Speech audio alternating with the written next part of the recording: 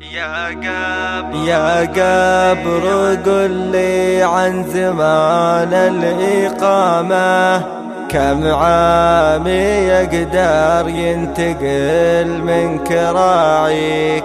ودي توضح لي شروط السلامة، من ضمتك من ظلمتك من بلاويك. يا ذيب من ينشد يثمن كلامه، راجع خطاياتك وراجع حسانيك، تبقى بجوفي لين يوم القيامة، ما حد يجي عندك ولا يتصل فيك.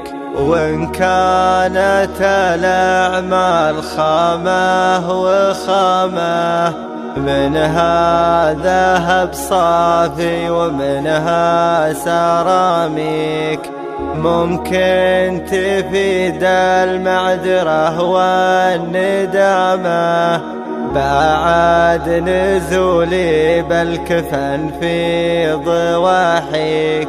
فوقك لياجات النصايب علامة، ثنتين توضع عند راسك ورجلك، ما عاد ينفعك العتب والملامة، من حين روحك ترتفع عند باريك.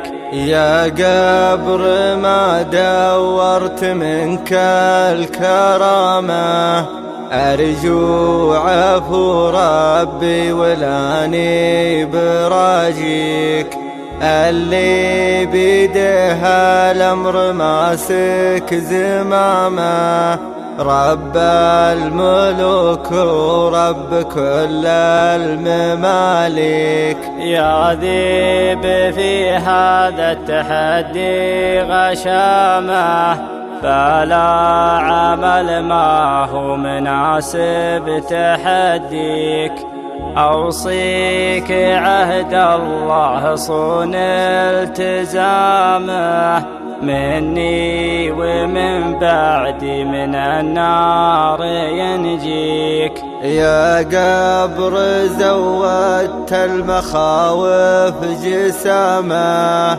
زدني نصايح نافعه قبل ما اجيك، أخاف أجيلك فوق ظهري غرامة، وتسديدها ما يقبل الدفع بالشيك.